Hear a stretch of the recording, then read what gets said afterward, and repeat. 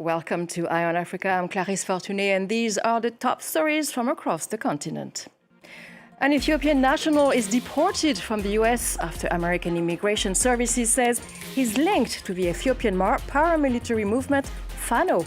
The man is also accused of calling on social media for violence against Tigrayans.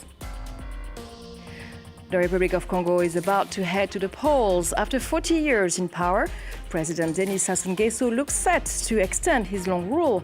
He had promised new infrastructure upgrades, but many are still struggling to get access to running water.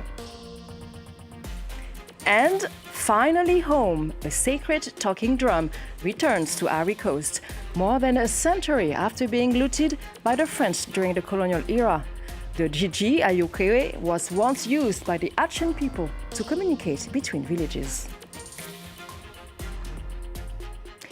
US authorities have deported an Ethiopian national after immigration investigators determined that his online activity supported the Fano, an armed militia fighting against the Ethiopian government forces.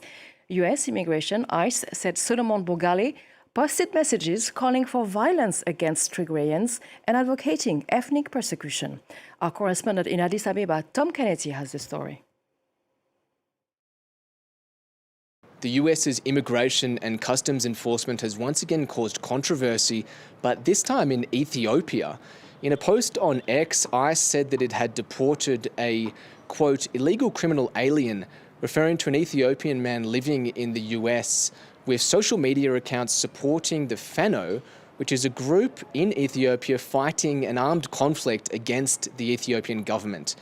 What was so controversial about this post is that ICE labelled the Fano as a Tier 3 terrorist organisation, which was received with many various reactions online by Ethiopians, but also with confusion, because the US government has not officially labelled the Fano as a terrorist organisation.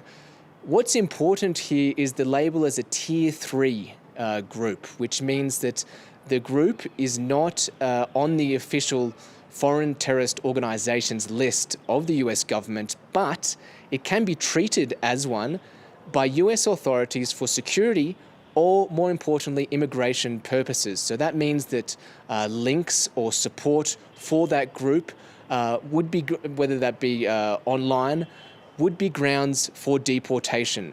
It's also important to note that Minnesota, the state where the most violent clashes between ICE officials and protesters occurred in January, is a hub for Somalian and Ethiopian migrants. And meanwhile, tensions are flaring once again in a volatile Tigray region as federal and Tigrayan forces mass along their shared border, raising fears of a renewed conflict in the north of the country. Laurent Bersecher has more. Every night, dozens of young Ethiopians gather at this bus stop in Mekele under the cover of darkness and attempt to flee the city. In the half-deserted streets of the Tigrayan capital, residents are beginning to brace for the worst and fear the war could soon return to their doorstep. I don't know for certain where the war is coming, but from what I've been hearing, it sounds inevitable. We feel very close to disaster. Since mid-February, Ethiopia's federal army has been massing its troops at the Tigrayan border. Meanwhile, forces loyal to the TPLF, the Tigray Liberation Front, have also started mobilizing, sparking fears of a fresh spiral of violence 3.5 years after the signature of the Pretoria Agreement, which ended the previous civil war. In January, sporadic clashes were reported near the city of Shershare, just a few kilometers away from the area where federal forces are now gathering. Here, many residents, still traumatized by the 2020 conflict, have also begun to flee. Many people were killed here during the war, not only those who went to fight. Civilians who stayed behind also died. That's why people are now fleeing and leaving everything behind.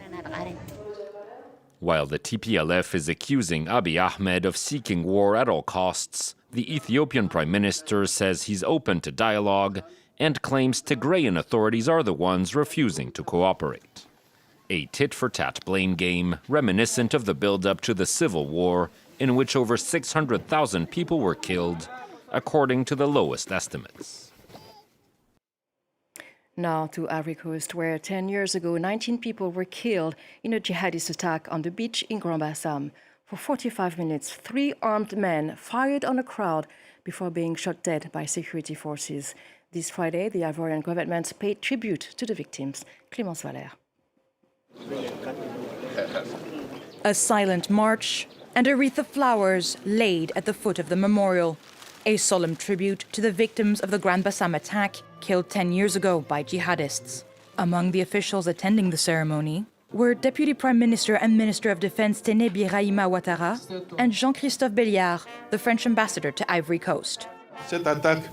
This attack was not only directed against individuals, it was directed against the very essence of the Ivorian nation.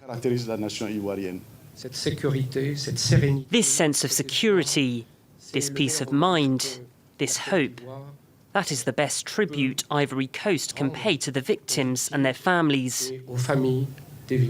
On the 13th of March 2016, 3 armed men opened fire on the crowd gathered on the beach in Grand-Bassam, killing 19 people, including 9 Ivorians and 4 French nationals, while wounding 33 others. For 45 minutes, they roamed the sands, targeting restaurants before being shot dead by law enforcement. The jihadist attack was quickly claimed by the Al-Qaeda in the Islamic Maghreb, a Akim branch. 10 men have since been convicted for their role in the attack. 6 of them, including the mastermind of the operation Kuntabala, were convicted in absentia because they were either on the run or detained in Mali. Voters in the Republic of Congo go to the polls this Sunday to elect their next leader. After 40 years in power, President Denis Sassou-Nguesso looks set to extend his long rule. He has promised new infrastructure upgrades, but in Pointe-Noire, many neighborhoods have little access to running water.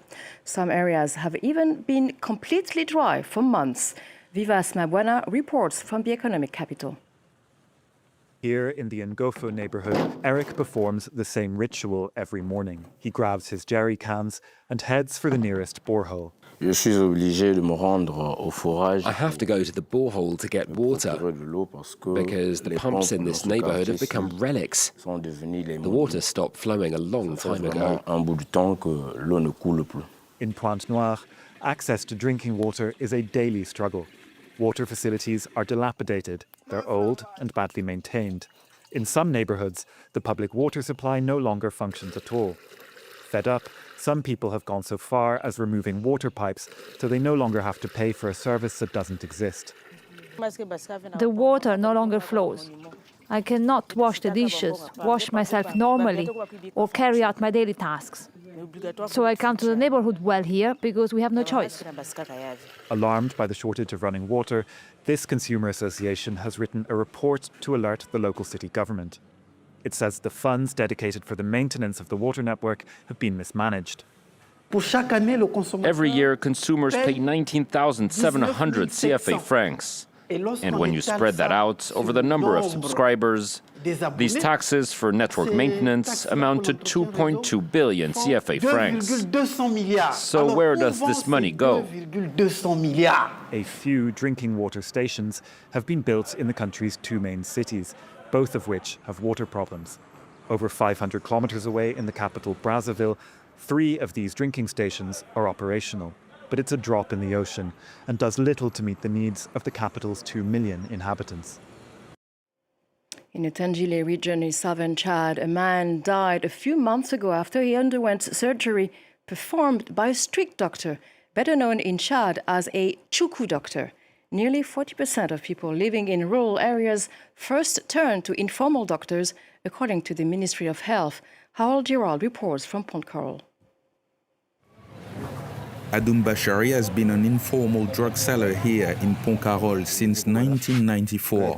He also gives what he claims is medical advice to his clients. His activity is forbidden in Chad, but is still tolerated in this town of 25,000 people, which has only one general practitioner. Frankly, I'm not as competent as a real doctor.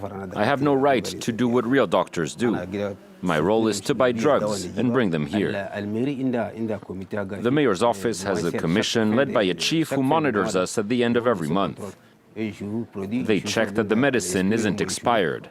If they find any, they confiscate it. And if you're not willing to follow their orders, they will take you to the police station.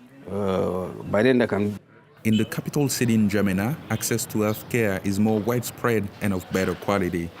In this hospital ward, patients are waiting for surgery appointments. Health experts warn that unregulated drug sales and informal treatment can be dangerous.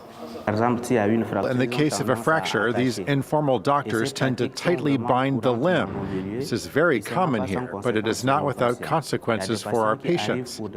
Some of them come here with complications because they first went to a street doctor. The Chadian Ministry of Health says it is fighting the growing number of street doctors. But for health professionals, the solution is to address the medical shortage in rural areas. The ministry should do more, make greater efforts and invest more money in our sector. Students finishing their medical specialization should be deployed to rural areas, but with adequate facilities around them. For example, you can't send a pediatric surgeon outside N'Djamena without an anesthesia team to support him. Today, here in Chad, he can't work without that support. According to the Chadian government, in 2026, at least 35% of people living in rural areas still first turn to an informal doctor in case of illness or injury. Finally home, a powerful piece of history was returned to Ivory Coast. A sacred talking drum looted during the colonial era has finally made its way back to Abidjan more than a century later. The Gigi Ayokwe was once used by the Achen people to send messages between villages before it was seized by French colonial authorities in 1916. It arrived home this Friday in a ceremony at Abidjan's International Airport held by Ivorian officials as a moment of justice and remembrance. Your return is a message for young people who have decided to take ownership of their history. For the communities that are rediscovering their Gigi Ayokwe, a symbol of social cohesion, peace and dialogue.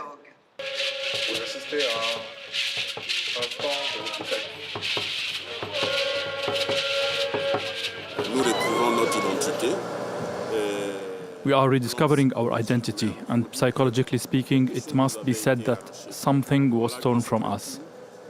And now that it's returning, we will be able to fully reclaim the identity of the Achan people.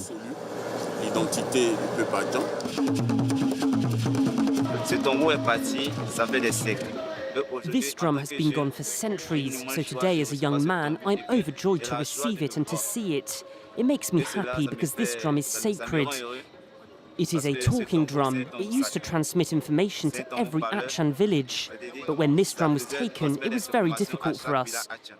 They took something heavy from us.